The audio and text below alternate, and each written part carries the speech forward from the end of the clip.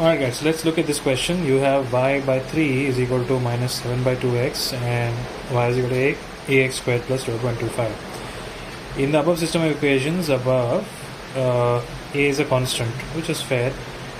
If the system of equations has exactly one solution, what is the value of a?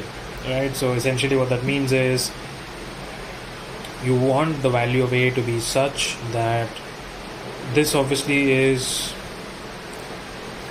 something like this,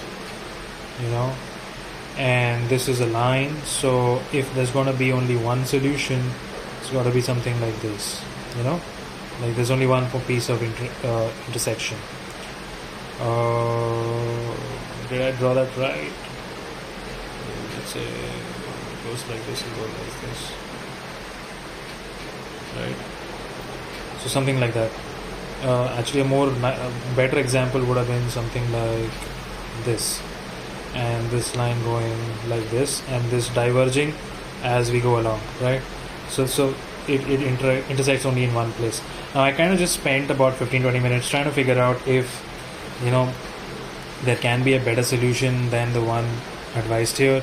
They're basically saying you should do peta, which is plug in the answers, and that's one way to go to it.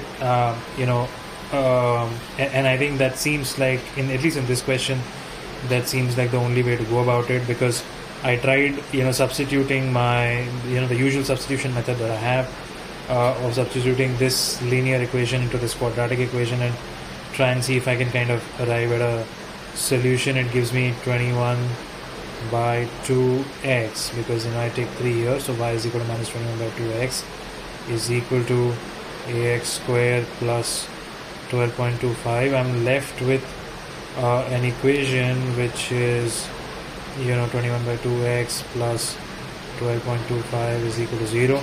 I can kind of try and solve it any which way, but I don't think I'm going to get an answer.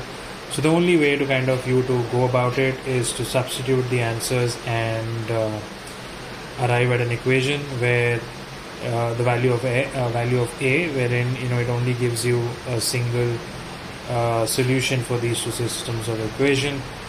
It's obviously a long drawn out process, but I'm afraid it will have to be that way. And of course, you guys can kind of plug in the numbers and see for yourself what's the answer. So I'm going to skip solving this out, but my attempt has always been to kind of try and give you guys a simpler solution or a more elegant solution, something you can kind of easily arrive at. But this just seems like a long drawn out process. It's very simple. You just need to start substituting in value of a and then solve for those two equations and see which value of a gives you a single solution.